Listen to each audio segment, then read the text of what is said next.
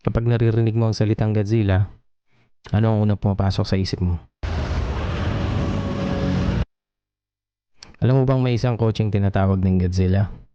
Hindi Ferrari, hindi Lamborghini, hindi rin Bugatti. Isa itong Nissan. Pero ang mas nakaka-curious, bakit nga ba ito tinawag na Godzilla? Hindi naman ito gawa ng Hollywood. Hindi rin Nissan ang nagbigay ng pangalan. Sa katunayan, ang bansang unang tumawag dito ng Godzilla ay hindi Japan. Isa itong bansang ilang libong kilometro ang layo, ang Australia. Ano ang ginawa ng GTR para mabigyan ng palayaw na ipinangalan sa pinakasikat na halimaw ng Japan? Ito ang kwento ng kotse na hindi lang nanalo sa karera, binago nito ang mundo ng motorsports.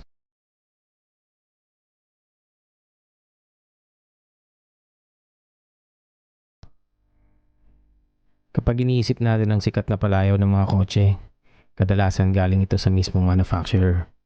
Halimbawa, Mustang, Beetle, o Mini. Pero iba ang kwento ng Skyline GTR. Hindi kailanman inilabas ng Nissan ang GTR bilang Godzilla. Wala itong badge, wala itong marketing, at hindi rin ito nakasulat sa brochure. Ang palayaw na yon ay binigay mismo ng mga tao. At ang dahilan ay hindi dahil sa itsura nito. Kung tutusin, simple lang ang disenyo ng R32 GTR. Hindi ito sobrang agresibo kumpara sa mga supercar nung panahon na yon. Pero ang tunay nitong bangis ay makikita kapag nasa racetrack na. Noong 1989, pagkatapos ng halos 16 years, binalik ng Nissan ang GTR. Pero hindi lang ito simpleng pagbabalik ng isang sikat na pangalan. May malinaw silang misyon. Gumawa ng kotse na kayang mag-dominate sa Group A touring car racing. Para magawa yon, nilagyan nila ang GTR ng technology na parang galing sa future.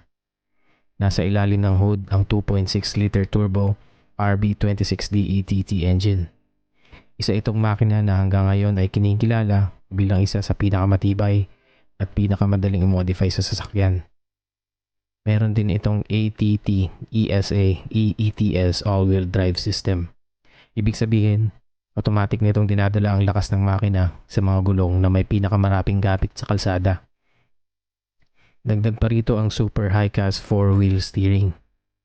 Habang ang karamihan ng sasakyan ay dalawang gulong lang umiikot kapag lumiliko, ang GTR ay kaya ring bahagyang paikutin ng likurang gulong para mas maging stable sa cornering. Sa papel pa lang, alam mong hindi na ito ordinaryong sports car. Pero walang nakahanda sa mundo kung ano ang mangyayari kapag dinala na ito sa racetrack.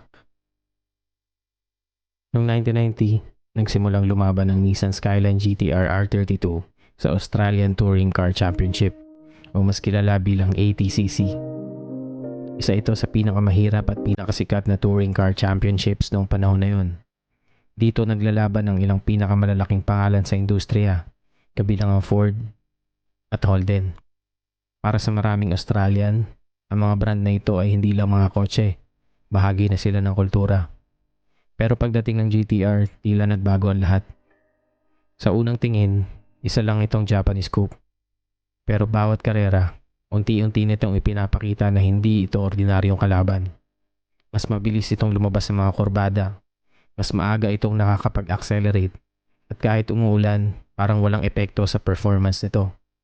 Ang kombinasyon ng twin turbo engine at advanced wheel drive system ay nagbigay rito ng malaking advantage laban sa mga rear wheel drive na kalaban.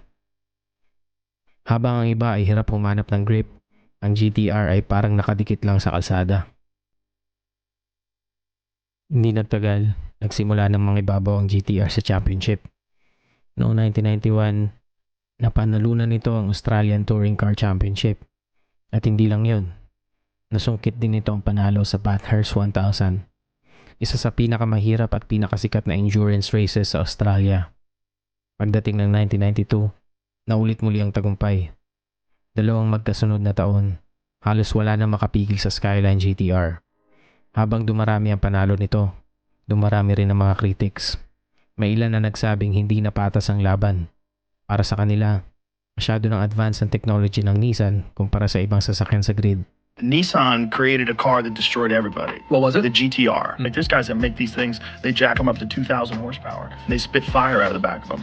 At dito isinilang ang isang palayaw na mananatili sa kasaysayan. isang Australian motoring publication ang tumawag sa GTR bilang Godzilla. Isang halimaw mula sa Japan na dumating sa Australia at winasak ang lahat ng humarang sa kanya. Isang simpleng headline, pero sapat na para mabuo ang isa sa pinakasikat na palayaw sa kasaysayan ng automotive world. At mula noon, hindi na nawala ang pangalang yun. Sa mundo ng sasakyan, maraming manufacturer ang gumastos ng $1 million para makabuo ng isang pangalan o imahe. Pero ang Godzilla ay hindi kailanman isinama sa marketing plan ng Nissan. Hindi ito nakalagay sa brochure, hindi ito opisyal na pangalan ng modelo, hindi rin ito pinilit sa mga tao. Kusang ipinanganak ang palayaw na ito dahil ipinakita ng Nissan Skyline GTR sa racetrack. At marahil, yon ang pinakamahirap makuha, ang respeto. Habang lumilipas ang panahon, dumating ang R33. Sinundan ito ng R34 at talo pang sumikat dahil sa video games, sa mga pelikula at car culture sa buong mundo. Pagkatapos ay pinakilala ng Nissan ng R35 GTR noong 2007.